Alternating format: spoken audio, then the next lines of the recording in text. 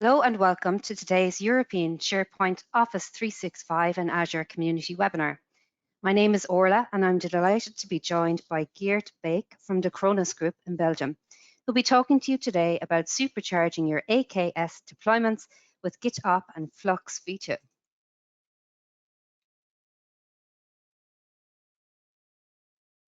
Remember to join in the conversation about today's webinar on Twitter. Our Twitter handle is @EuropeanSP and our hashtag is ESPC22.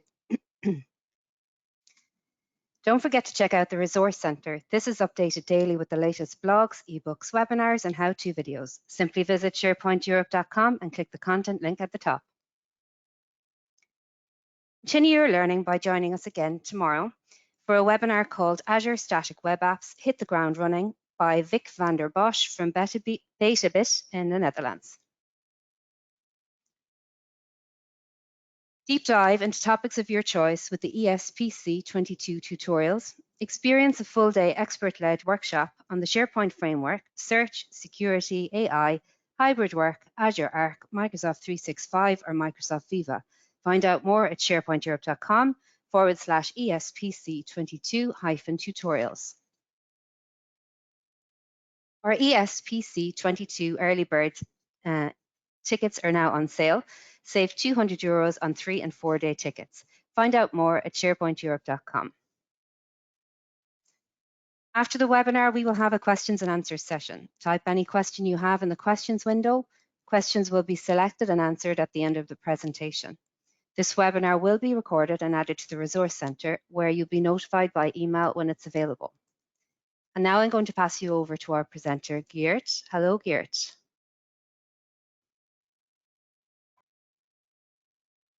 Hello. I'm going to share my camera here as well. Perfect. We can see you now. Thank you. And you'll see my presentation? Yep. Yeah, looks good. Okay, thank you. So welcome everybody, and welcome to this session about supercharging, well, we'll see about that, your AKS deployments with GitOps and Flux V2. Before we start, who am I? My name is Geert Baeke. As discussed, I work for the Kronos Group in Belgium as a cloud native architect, but also Microsoft incubator. I'm also responsible for our upskilling and reskilling initiatives via what we call the Kronos Cloud Academy. You can find me also on social media, as you can see there. And I especially want to call out the YouTube videos. There are several YouTube videos about this topic that go into more detail. So if after this session you're interested in these details, please take a look at the YouTube channel. Now, what are we going to see? We're going to look at what is GitOps, so what it's all about. We'll compare it a little bit with the traditional approach. And with traditional, we typically mean a pipeline-driven approach using something like Azure DevOps or other systems. And then we look at Flux V2, which is an open source solution, and then how Microsoft has integrated that solution into AKS, so that's Azure Kubernetes service, because they've chosen early on already to integrate that solution into their offering. Now, this is an introductory session. That means you need to know it's interesting to know a little bit about Kubernetes. That's of course what it's focused on, GitOps with Kubernetes. If you know something about Kubernetes, that's of course highly recommended, but it's not an absolute requirement. And because we're going to talk about GitOps, of course, that also means you have to know a little bit about Git, but we're not going to go into the details. We're just going to use Git to store all our sources, all our files, our manifest, and so on. They will be stored in there. So having some knowledge about these two topics is helpful, but hopefully you'll be able to follow as well if you only have the basics of these two. Now, if there is one thing that you need to know about Kubernetes, then it's of course the fact that it's a system where you entirely work with what we call desired state. You define what you want to do with your cluster, with your applications. You define this all in files, right? It's just data. and you express your desired state in those data files. And we'll see in a moment what kind of files these are. And desired state just means, for example, you'd like to deploy an API, you'd like to have 2 instances of that API, you want to configure some networking aspects of your software. You will define that in desired state, typically in what we call a YAML manifest. And what we actually want is let Kubernetes handle that desired state and turn this into actual state. And there is software, all kinds of software running on Kubernetes. We call them reconciliation loops, basically, that all the time will take a look at that desired state, check it or compare it with the actual state. And if there is no match, then the actual state will be corrected. For example, if the reconciliation loop sees that one of your cluster nodes went down and that your API suddenly only has 1 instance running instead of 2, that will be automatically corrected. And these reconciliation loops, they're implemented by something that we call controllers, and you'll see that word coming later as well when we look at how GitOps works and how Flux works in your cluster. Now, what we are all about today is actually finding maybe a better way, right, to deploy or to set the desired state on your cluster. And there's, of course, the standard way of doing this, right? The standard way of doing this is just having a bunch of YAML files, manifests, and you can just use the Kubernetes CLI to submit these, the content in these YAML files, to submit them with a command. Now, I'm using there the command kube control or kubectl or whatever you want to call it. For some reason, I always call it kubectl. I know some people don't like that, but if you hear that, I'm just meaning that it's kubectl or kubectl, the Kubernetes CLI that I'm referring to. So with kubectl apply -f from the command line, I can just set that desired state. But of course, I don't want to use a command line and do this interactively. I want to do some automation here as well. And that's, of course, what GitOps is all about. So with GitOps, what we'll do, not surprisingly, we'll put, of course, our desired state completely in Git.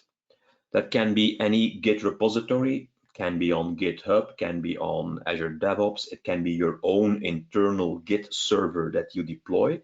That doesn't really matter. The only requirement is that the desired state is stored in Git, that we can use all the advantages of Git, like revisions, an audit trail to see what happened, but also change control, modifying our configuration using something like a pull request and approvals and things like that.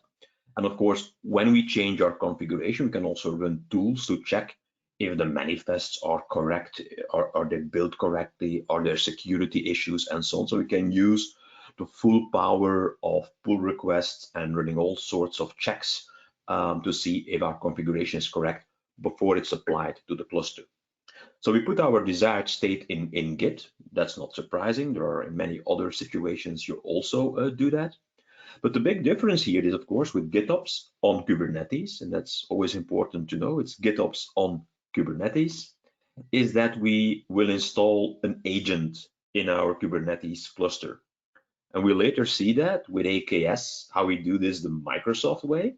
We'll install this GitOps agent, which in our case will be Flux, within the cluster.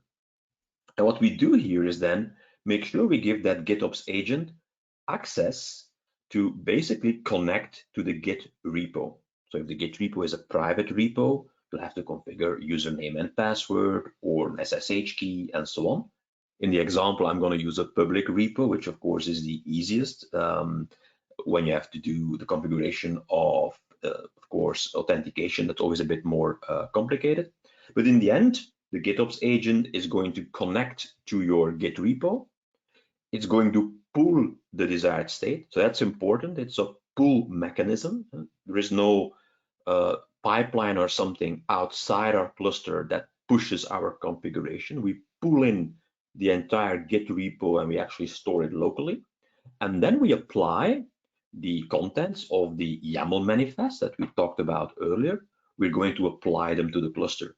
The GitOps agent actually has full control, or can have full control of your cluster. using Kubernetes RBAC, it can do whatever it wants to do inside that cluster. Now, be aware here that we are talking here about the CD part of CI/CD. So with GitOps, we're going to do deployments. We are not interested in how you build your software, how you do continuous integration. That's entirely up to you, and you continue to use what you use today to do CI. This is basically just the CD part. Now, an important aspect of this is in this GitOps way of working, there is no external system that we have to configure with credentials to our cluster, because we don't have to push configuration to our cluster. The agent is always reaching out to the Git repo, whether it's on the internet or an internal one, and it pulls in the information inside the cluster. That's a big and important advantage of this GitOps approach with an agent on the cluster. So if you have to remember the keywords of GitOps, that's of course, it's your desired state in Git, and Git is the single source of truth. You work fully declaratively, so you don't run commands to change things on your cluster. Everything has to be able to be expressed in a YAML manifest, and we use a pull method with an agent to get that data in the cluster. And just to drive the point home, that Kubernetes GitOps is concerned with the deployment part. So the blue part here, the part at the right, we are not concerned with how you do continuous integration, the development cycles, and so on. That's something that you do based on your own best practices. What I do have to say, though, is that you should separate the Git repositories that you use for integration and for GitOps. So they shouldn't be, unless maybe in very, very small scenarios, they shouldn't be the same repos. There should be different repos here. So remember, it's a CD part, the CI part. You use whatever tooling you want to do there. And of course, both are driven by Git. Now, if you compare this with the traditional approach, I think for most of my customers today, that's still the approach that they follow. That's typically a pipeline-driven approach, right? You have CI/CD systems. In the Azure world, of course, very well known Azure DevOps, but it doesn't really matter what kind of system it is. And we know with a pipeline, pipelines are extremely flexible because you can do whatever you want. You can run any task. It's just a series of steps that execute tasks. If you want to run a command to change something on your Kubernetes cluster, you just do so. You can do whatever you want there. That, of course, can be already sometimes tricky because you are not restricted to stay working in a declarative way. You can, any solution, any problem that you might see in front of you, you can fix it by running one command or the other. But after a while, of course, that can get pretty complicated if you're not watching out. The problem is also that, of course, these pipelines, they have to run somewhere. Now, there are ways to run pipelines within Kubernetes clusters. There are solutions for that. That is entirely possible. But what you do need to do is you need to provide your CI/CD system with credentials to your clusters, because they're basically external systems that connect to the API server of Kubernetes. So then you come into credential management and storing credentials to your cluster in outside systems, which has additional security implications. Now today, of course, with solutions like OpenID Connect and Token Federation, you can already alleviate some of these issues, but then you still have to configure that OIDC Token Federation solution. That's also extra configuration you need to do. And of course, in the traditional approach, and that's really a big difference with GitOps, it's a push-based approach. For example, if you're using Azure DevOps agents, those Azure DevOps agents, they have to be able to contact your Kubernetes cluster. If that Kubernetes cluster is a private one running in your own private virtual network, you have to make sure that your Azure DevOps agent has a line of sight and has network connectivity to the Kubernetes API server. In a small scale, that's maybe not a big of an issue, but think about, for example, a global retailer with retail solutions across the globe, and they want to actually use Kubernetes to run Kubernetes applications or applications in retail locations. You have to, of course, make sure that you can reach all those clusters in all those retail locations over the network. That's not undoable, of course, that is doable. But actually, the pool-based approach, by having an agent on all of these dispersed clusters in the field that pull in the information based on data that changes in one place, like a Git repository, is usually a better approach than having all of these pipelines pushing to those different locations. And even if you don't have a dispersed clusters across the globe or even across the country, I see that with many customers, that from the moment they have several Kubernetes clusters, there are so many pipelines for all the applications going into these clusters, it becomes something of a nightmare to manage this at scale. So you have to really watch out that, for example, you use templating in your pipelines and that your pipelines use templates, that if something needs to change in all your pipelines to all your cluster deployments, that you can just modify the template and that you don't have to modify the pipelines like that. So that means also you need to have some more planning in advance if you're scaling out this kind of traditional deployment.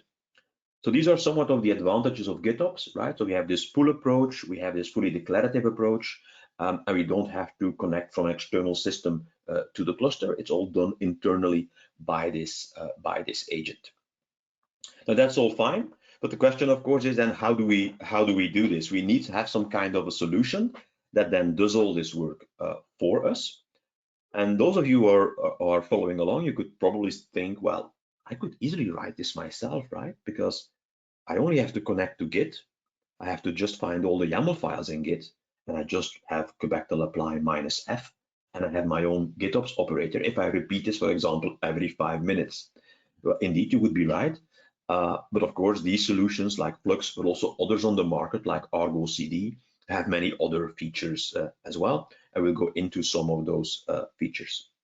Now, Flux V2 is not something that's coming from Microsoft, right? It is made by Weaveworks. It's an open source GitOps solution that's actually well adopted in the market. So you'll find many larger vendors talking about it, how to integrate this with their solutions. Not just the Microsoft cloud, but other clouds as well use this feature.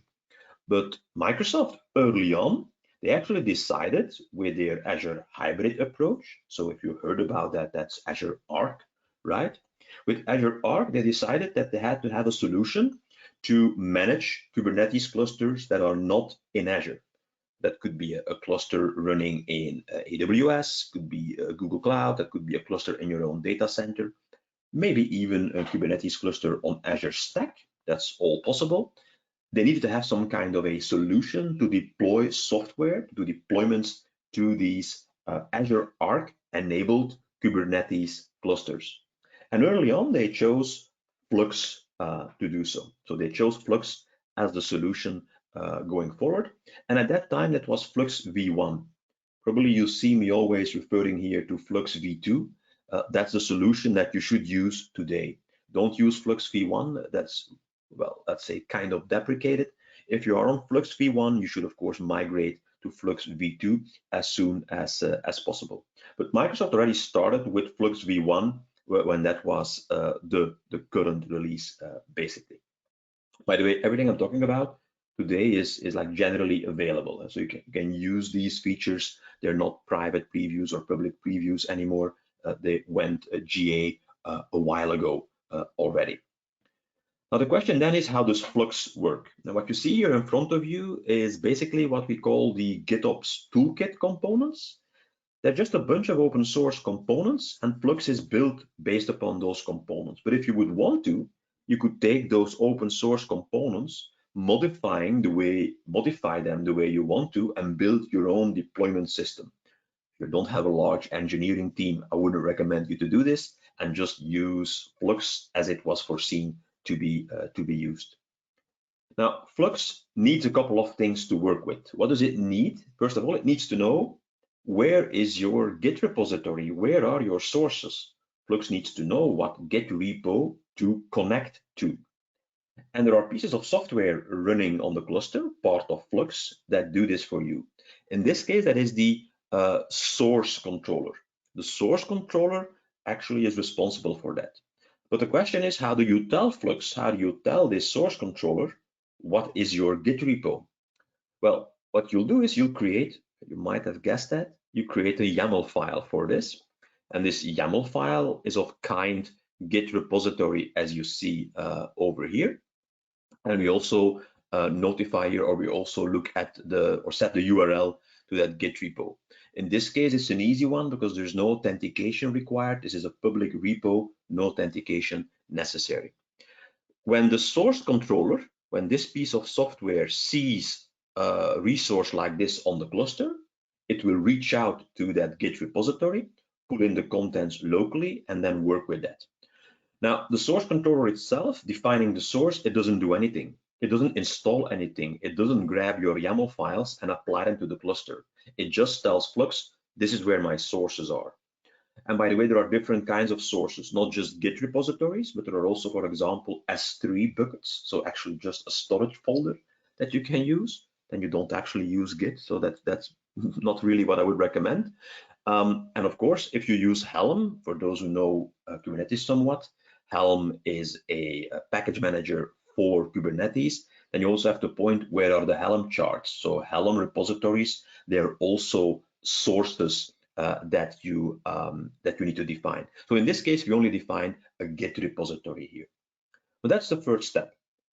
But we haven't said, how do we deploy software? Well, you deploy software with the customize controller. Don't worry about the name yet. So this piece of software is responsible for going inside your Git repo, going inside a folder potentially, and grabbing all the YAML files in the folder and applying them to your cluster. How do you do that? Well, again, by creating a YAML file, of course. If you look at the screen here, you see an example of the YAML file. What you see here is basically, we say, well, the source is this Git repo, so it refers to the name podinfo here. That is actually the Git repository we want to refer to.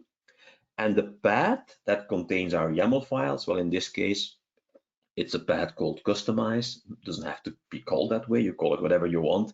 It could be my app or your app name or whatever it is. Doesn't really matter. What is important is to know that the customize controller will then say, okay, when I see this file, I'm going to connect to that Git repo. I'm going to actually look at the internal representation of the Git repo. It has the source locally, right? I'm going to go in that folder. I'm going to find all the YAML files and I'm going to apply them. That's basically what the customize controller does. And if there's one thing you need to remember about Flux, is that you at least need a source and then one or more customizations to deploy your software to the cluster. Be aware that these customizations continuously reapply the resources. So if you make changes to your cluster, for example, you modify things by hand, maybe during troubleshooting, after a while, so in a couple of minutes, the changes will actually be undone and you get the original state again as defined in this folder here in the path. So it's a continuous reapplying of what it finds there in that folder. Of course, when you're doing troubleshooting, you have to be able to pause that reconciliation, as we call it. There's a way to do that. You can pause the reconciliation so that it doesn't always override your changes while you're troubleshooting. It's an important aspect to understand with GitOps. It continuously reapplies what it knows should be the state in Git to your cluster so that it always stays in sync basically with the Git repository. Now, as I said, not everybody is going to deploy software only with YAML files, or with YAML files directly. A lot of times you're working with Helm charts. Then you can indeed use the Helm controller. Again, you have to create a file, in this case of kind Helm release. And this Helm release file specifies a Helm repository and then the name of the chart you need to deploy. In a lot of cases, what you'll see is that the customization points to a folder, like in this case, the customize folder. And this folder can then contain resources of this type, of type Helm release, to actually install from that customization. You basically install all sorts of Helm charts. And the example I have later will actually use that. So this is an important aspect to remember. We need to create sources and customizations on the cluster, And with the Microsoft way of working, Microsoft has a way to create these from the Azure control plane.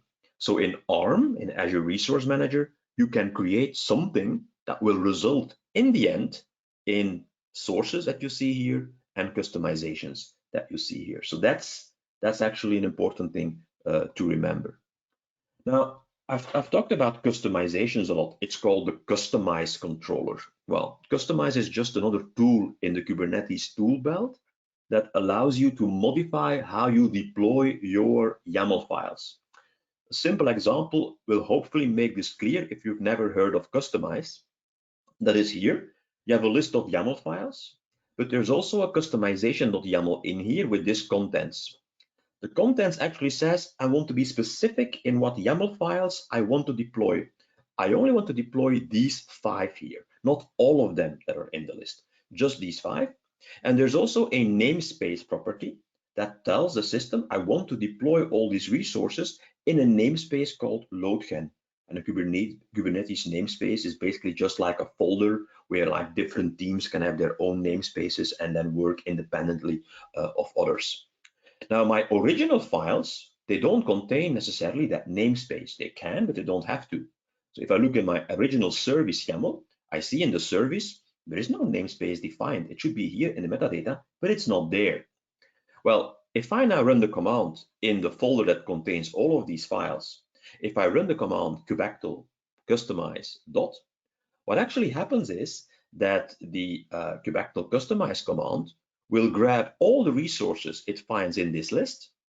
It will put them together in one big file with every resource separated with 3 dashes. That's how you separate resources in a big YAML file. But it also will have modified the namespace in this output.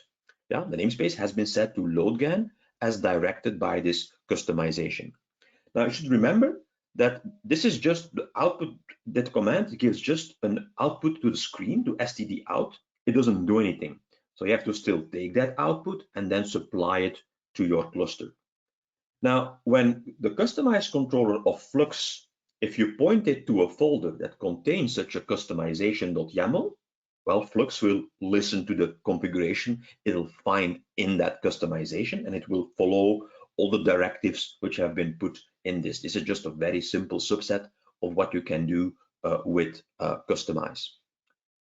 So that's why it's called also the Customize controller, because it can work with it. Now, it is not a requirement. So if you don't have a customization.yaml in your folder, for example, so in the previous one, if you go here, this folder customize, if it doesn't contain a customization.yaml, that's fine.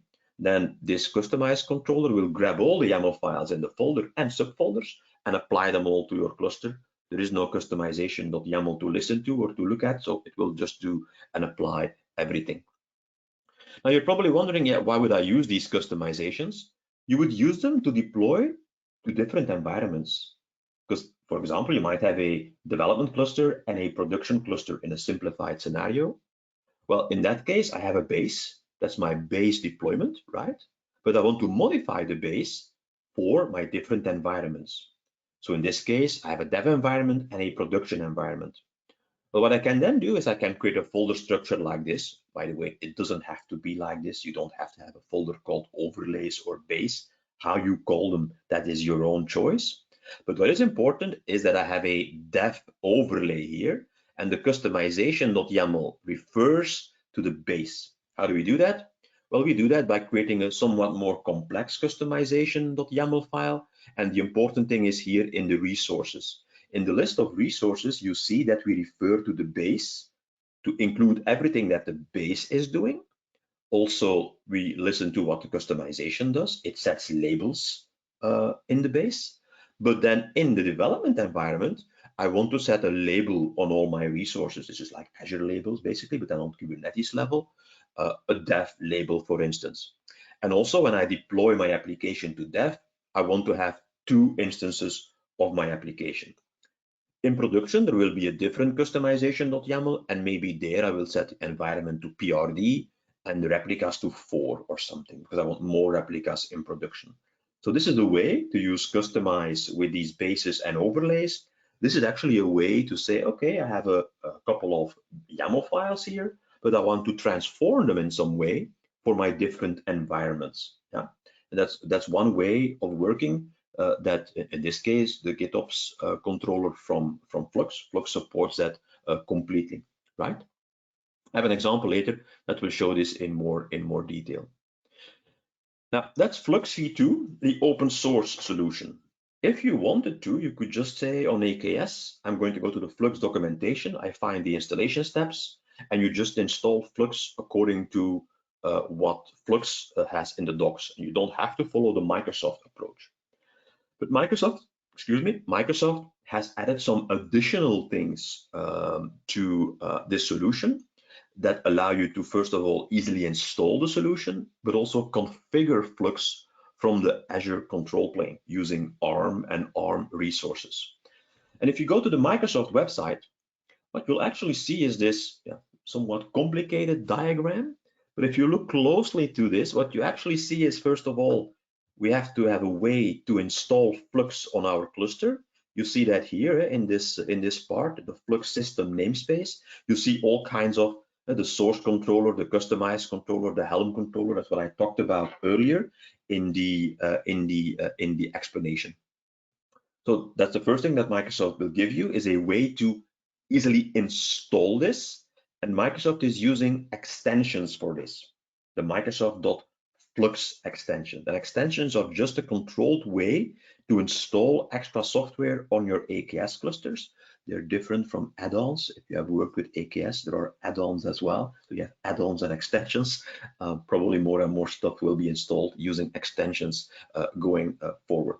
Now, this is one thing, the installation of Flux, but the second thing is to create Kubernetes configurations. And these configurations are instructions you create in Azure Resource Manager that then Flux can work with. Basically, these configurations will create sources and customizations, as we'll see in a moment how that is actually done. Now, if you summarize everything that you have to do, basically there are a couple of steps. You first have to install the extension manager on your Azure subscription. This is not Flux related. This is a general way of installing extensions or enabling extensions to be installed on your cluster. There are other extensions besides the Flux extensions, but you have to first enable that. Secondly, you have to, of course, enable a couple of providers, because you have to be able to create these Flux configurations and so on. They are new, so you have to enable the providers for this. The Azure CLI has to be somewhat modified with new extensions to also work with these new capabilities. And then if you have all these prerequisites done, then we can actually say we're going to deploy what we call Flux configurations. We basically are going to create things in Azure Resource Manager that will result in the end in resources that Flux can work with on your cluster. Now, if you're wondering how to do that, you can find the documentation on the Microsoft website, but I also have a Git repo on my GitHub, which is github.com/Geert Baeke. You can see that here, Geert Baeke. You'll find the quick guides, and there's a Flux V2 quick guide on AKS that contains, in short, all the commands that you have to follow to basically get this thing enabled on your cluster.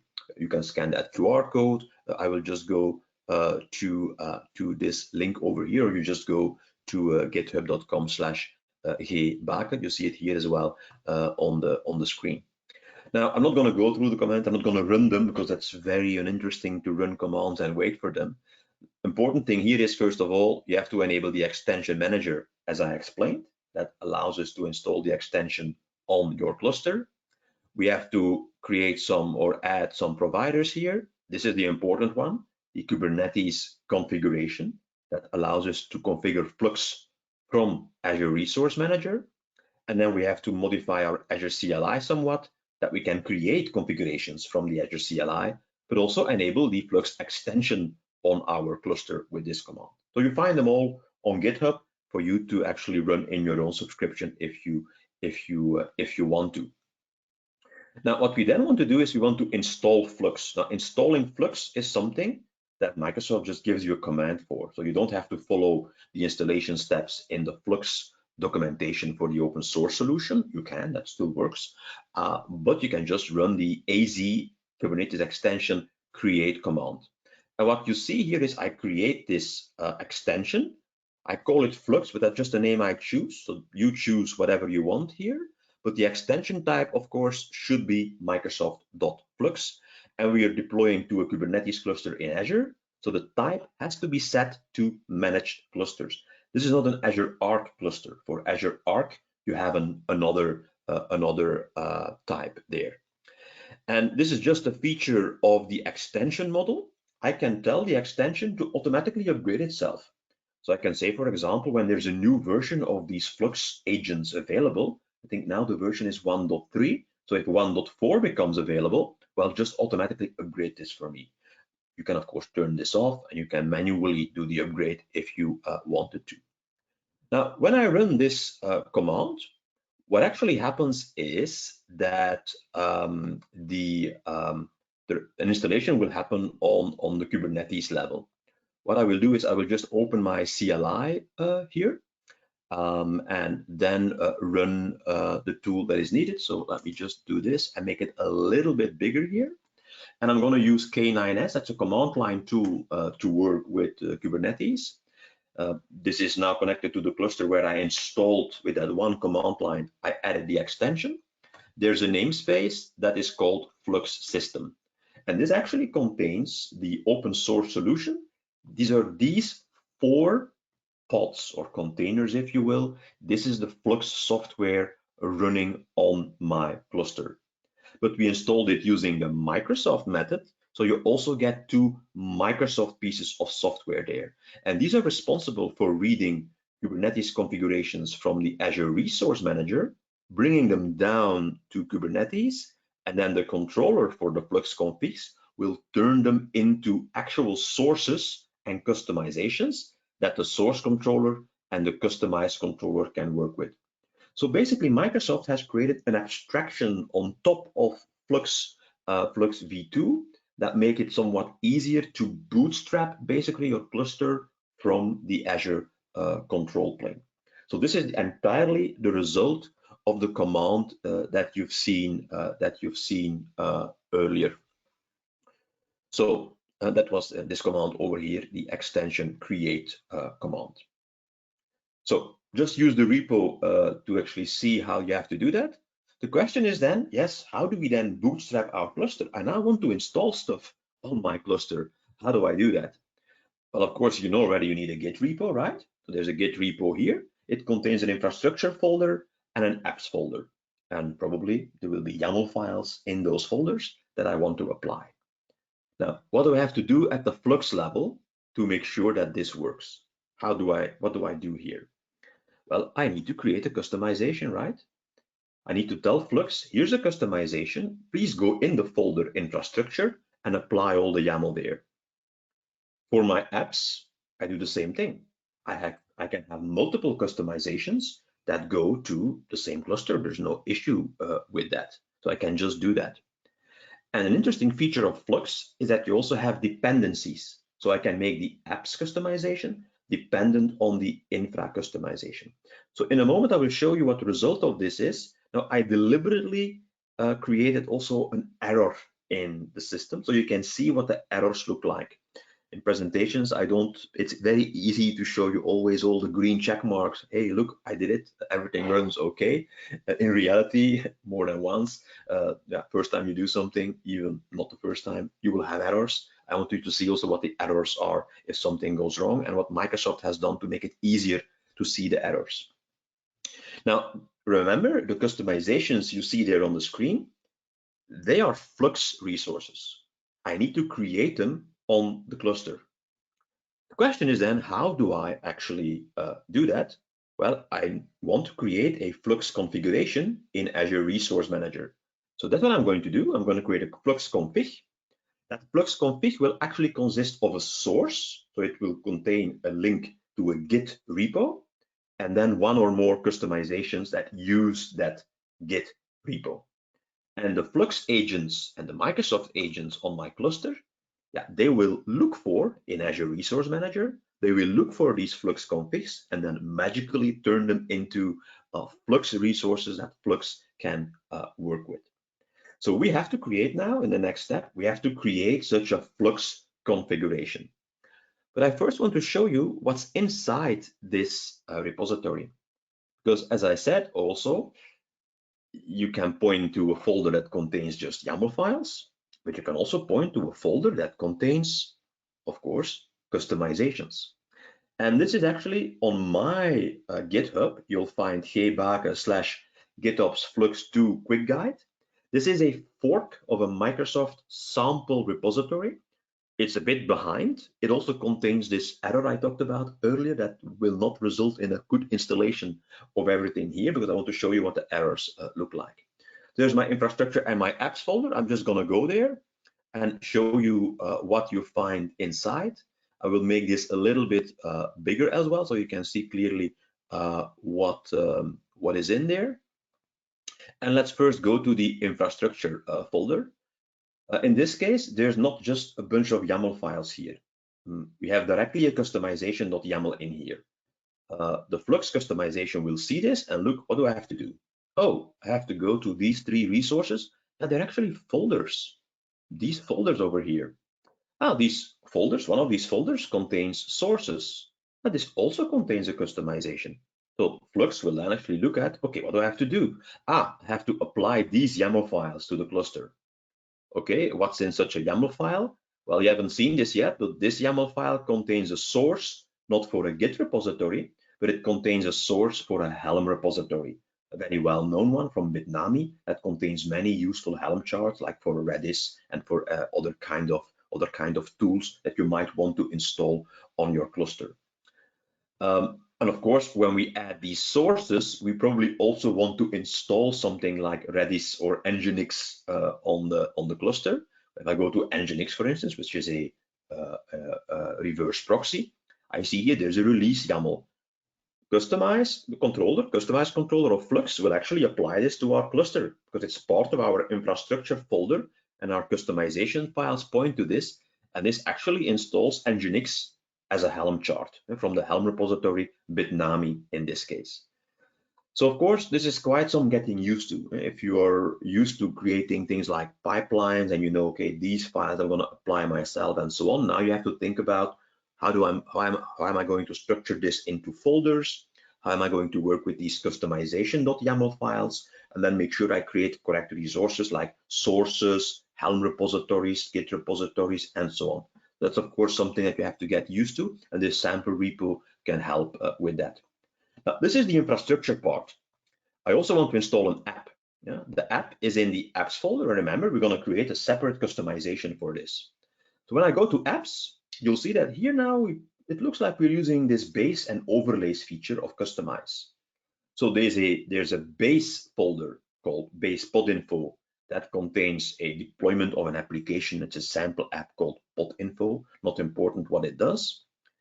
And there's also an overlay for staging and production. And staging is actually saying, well, in staging, we're going to point to the base. So in resources, we point to the base. But I want to modify how we install this chart, how we install this actually on our cluster. Now, this is a strategic merge. I'm not going to explain that. There's a way to patch the YAML inside the base to make it different, in this case, for the staging environment. So it's just a way of making modifications to the existing YAML files. Now, remember, I have these 2 ones here. I have the infrastructure and apps, but apps is dependent on infrastructure. The question is then, how do I model this? How do I do this and create this now in Azure? So in the Azure backplane, how do I create this configuration so that this turns out into a source and 2 customizations that Flux can work with? Well, what I would recommend is using the command line for this. There's a way to do this with the portal as well, but the command line would look like this. So we create a Kubernetes configuration for Flux. We are actually saying this is the Git repo that we want to use. So that's going to be a source. It will be turned into a Flux source, right? And then we attach 2 customizations to this Kubernetes configuration. And again, remember, I want to repeat a little bit, but that's always important. The Kubernetes configuration is a Microsoft thing that's created in Azure Resource Manager. Software on the cluster pulls that down and will turn it into a source, and in this case, 2 customizations, and the source and the customizations, they are Flux resources. That's something that Flux works with. I repeat that again here in the slides. Now, I already ran this command for you because it's no use again to look at what this command actually looks like. What actually happens is you will see then in the portal a representation of this. And I will show you that. If I go to my cluster, I'm going to look here a bit on the screen now, on my other screen. You'll see that if you go to a Kubernetes cluster in Azure, you'll find that there is indeed a GitOps section on that cluster. If you click on that GitOps section, you see all the GitOps configurations that were created. So basically what you see here is the result of the command that we ran here. That's the result of that. Now, if you wanted to, you could create these configurations using the portal as well. Yeah, so that's quite easy to do. You just use the portal to create the same thing. Now, when I go to this configuration, and again, I told you that I want to introduce some errors. There are errors in here. I can see that this configuration turned into a Git repository source. It is shown here in the UI. But it also says, well, the status of the installation, sorry, it's non-compliant. There's an issue here. Now, Microsoft has added this UI on top of Flux that makes it somewhat easier to troubleshoot or at first glance, see what is actually happening. So I can now go here and look in the configuration objects that should have been created from all the YAML files in the different folders, the two folders, infrastructure and apps. And I can see here, yes, there are some errors. The error is in the infrastructure customization. That doesn't install correctly. You can see that here, the customization just stays pending because there are things that are not finishing. That also means that the apps configuration or the apps customization, it's non-compliant because it can't continue because the infrastructure customization is not compliant. Now, the question is then, what is the issue? Well, we can take a look here in the different parts, and I'm going to, yeah, in this case, I know it, of course, in advance, but in a lot of cases, you don't know this, so you have to click around a bit. In this case, I'm going to this test chart, which is badly named. That should be the Redis chart. It's the name for the Redis chart. And if I click on that, I can see some feedback from the output from the software running on my Kubernetes cluster. So I can get that feedback. What does it say? Yeah, sorry, this chart does actually not exist. Chart version 11.3.4 is non-existent. The simple way to change that is just to go to my repository and modify the version to a correct version, and then just let the system reconcile itself, and it will be corrected and everything will be installed. So I wanted to show this because this is something that if you use Flux open source, there are some UIs you can install now from Flux to actually see more about what's happening. But Microsoft, with its integration, is actually showing it this way. It's coming up like that directly in the Azure portal. There are also some Azure CLI commands you could run to actually see this. But in the portal, at a glance, you can directly see what is going on here. So if I go to my cluster and I now look at my namespaces, yeah, what I can see now is I have my Redis namespace, but yeah, Redis, that is created a namespace, but the installation couldn't be done. So it's empty. I can see that here. What I can also see is that the Nginx, it's also part of my infrastructure deployment. Nginx was properly installed. So if I click on that, it should show me, yeah, Nginx is running. That is actually fine. What I don't see is I don't see my application. That pod info application is not installed because, of course, the infrastructure customization did not work properly. So that's something that is not working here. Yeah, I could fix that, but due to time constraints, we're not going to do that here. By the way, it's very important to know that the Kubernetes configuration I created in the Azure control plane, I also gave a namespace. That's the cluster config namespace. And this contains all kinds of resources. For example, my Git repository, Git repos that Flux uses, they are here actually. Yeah, that's basically the objects that the Flux configuration creates for you on the cluster, and then Flux works with that for you. For example, if I go to Helm, I think Helm release, I see also the Helm releases here. And I can also see here that Nginx is good, but Redis is actually false, is not ready. And I can also troubleshoot there by describing it and maybe seeing, is there something wrong in this configuration? It says it's not ready. I don't see any additional information here. Yeah, so that's important that you know that. So now you normally should have an idea about how do you create these Flux objects on the cluster. You do that by creating Kubernetes configurations in Azure Resource Manager for one or more clusters. So that's of course the power here. You can control all your clusters from the Azure control plane using this. You don't have to go to each of your clusters and start configuring them. You don't have to do that here.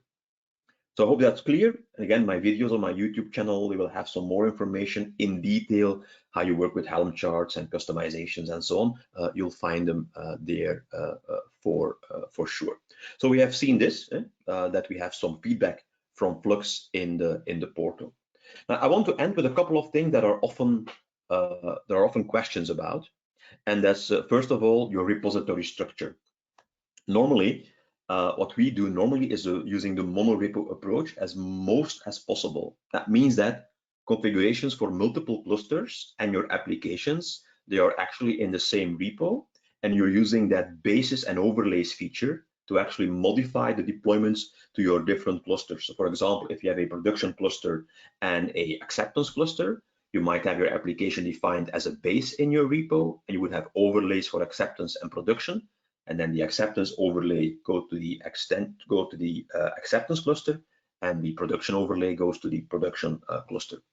Now, in larger environments, what we sometimes also do is doing repo per team, where you have a platform team that does all the infrastructure stuff, and then the development teams have their own repo for their applications, and you combine that together, and you're more in some kind of a multi-tenancy environment. It's a bit more complex to configure, but in more complex environments, that's sometimes the way forward. I don't recommend the repo per environment, because for each environment, there's a lot of things which are common, and those common things that have to be repeated in every repo, that's difficult to manage. So I wouldn't actually recommend that. So usually we go for monorepo, but yeah, every team is different, every customer is different. Some customers have 10 clusters, some have hundreds, right? So how you deploy that, of course, is very different. There's also a question about how do you actually deploy new container images often. The thing here is that, yeah, you can easily do that by modifying the YAML files, right? So if your application goes to a new version, yeah, you open the YAML file, you add a new version as a tag for your container image, and it will be deployed at the next reconciliation step. Now, Flux also has actually extra software that can automate this for you. So Flux can scan container registries, and it retrieves all the image tags. Then it selects a tag, typically the highest one within a range, based on a policy. And then it will modify the tag in your YAML manifest. So it basically does a checkout of the branch, it modifies, commits, and pushes the changes to Git for you. And then, of course, the next reconciliation step will pick this up. That's especially handy, especially in dev environments where you have multiple dev images maybe per day which are released, and you want to automatically deploy these new images when they appear in a container registry like ACR, right? And that's something that can be done. There's a solution for that, but it's not enabled by default.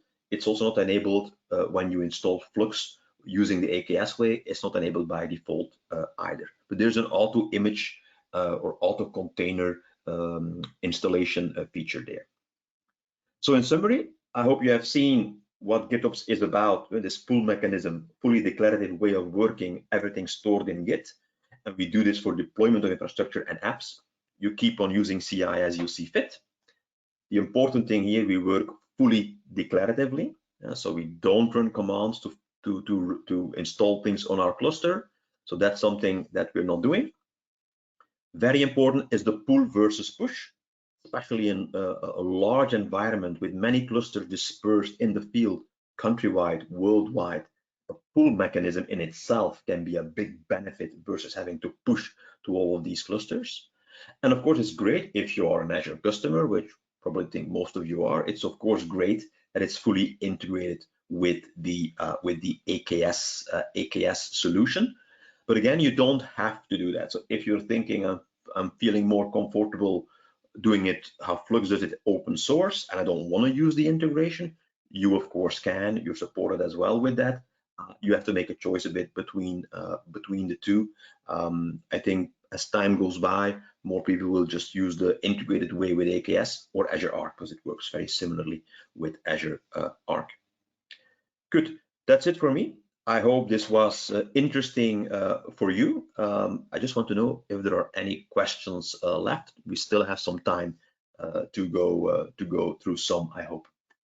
Thanks so much, Geert. That was a great presentation. Yes, as Geert says, if you have questions, type them into the question window there. There is one or two here to get us started. Geert, how to do progressive deployments, in brackets, it's written blue/green, comma canary, close brackets, with Flux V2. Yeah, indeed. Flux itself does not have any capability for doing that, but for example, the people of Weaveworks who created Flux, they also created another solution which is called Flagger, so Flagger, and that solution fully integrates with Flux and can do what was asked. And so Flagger can do canary deployments, can do blue-green deployments, and can also do, for example, analysis of a deployment to see if it runs well. If it runs well, it progresses to have all traffic sent to your new version. If it doesn't run well, based on metrics analysis, it'll actually roll back the solution. So Flux in itself doesn't have that capability, but you combine it with something like Flagger to have progressive delivery enabled in that way. Yeah. Thanks, Geert. Can we send events from Flux to chat solutions such as Teams of Slack? Yeah, indeed. I actually only looked at the Helm controller, the customized controller, and the source controller, but you have probably here and there seen that there's a notification controller as well. That's used for multiple things. It's also used, for example, to send notifications from Git if something changed, so you can act directly upon that. But it can also be used, for example, to send information to indeed Slack or Teams. For example, like in my case, when you see that there was an error and the chart doesn't want to install, you would get a Slack or a Teams message about that, so you can take action directly on that message. So the integration is there via the notification controller. Yeah. Thanks, Geert. Well, that's all the questions we had. Thanks so much for taking the time today. We really appreciate it. Yeah, thank you. No worries. Okay. Bye-bye. So I guess bye, Geert. That's the end of today's presentation. Thanks everybody for joining us. This presentation will be recorded and added to the Resource Centre later on, and I'll email you when it's available. Thanks again. Have a great day and goodbye.